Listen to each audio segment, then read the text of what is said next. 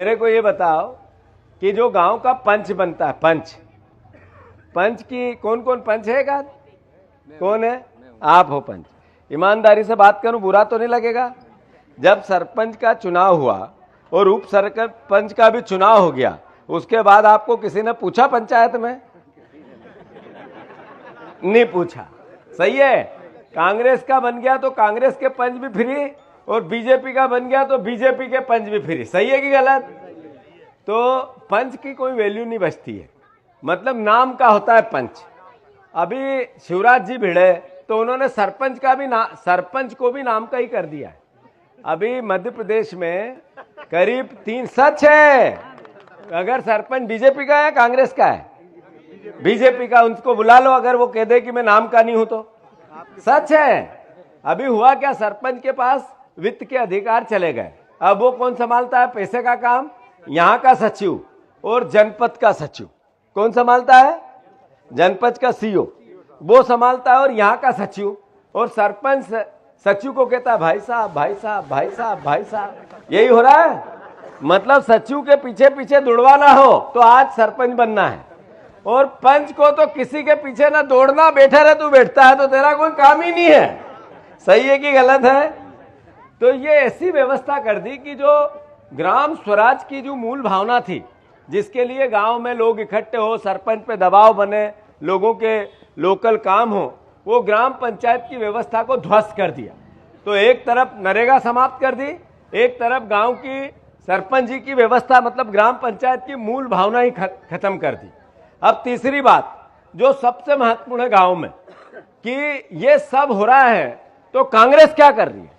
हमारा दायित्व है, हमारा माहौल अच्छा रहता है। कांग्रेस का भीड़ बहुत हो रही है और चुनाव बीजेपी जीत जाती है।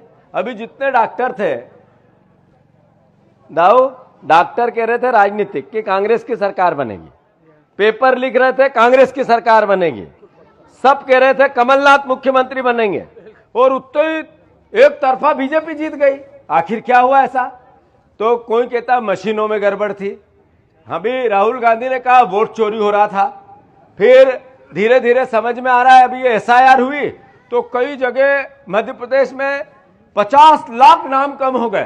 तो 50 लाख नाम कम होना, और फिर हम 30 लाख नाम से 30 लाख वोटरों से चुनाव हार जाना, मतलब 50 लाख वोटर मध्य प्रदेश में कम हुए, और इधर 30 लाख वोटर से हम चुनाव हारे।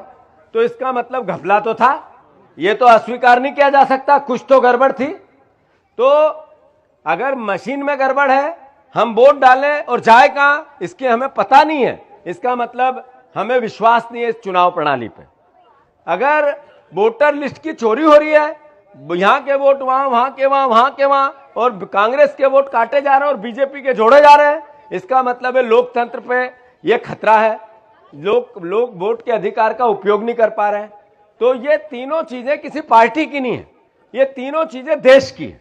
अगर आज हम हैं, कल मैं रहूंगा कि नहीं रहूंगा इसकी गारंटी नहीं है, पर देश का लोकतंत्र रहेगा, वोट का अधिकार रहेगा। जनता अपना सरपंच, अपना विधायक, अपना सांसद अपने वोट से चुने, ये भरोसा कायम होना चाहिए।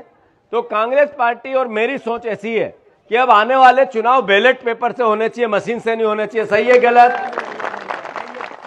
सब आप इसको एग्री करते हो? तैयार हो आप लोग?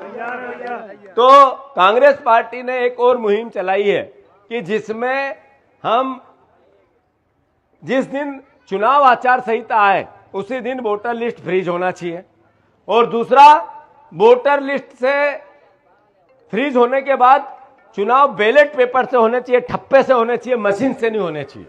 ये दो काम कांग्रेस को एक अधिकार के रूप में हम जनता को जागरण करना चाहते हैं।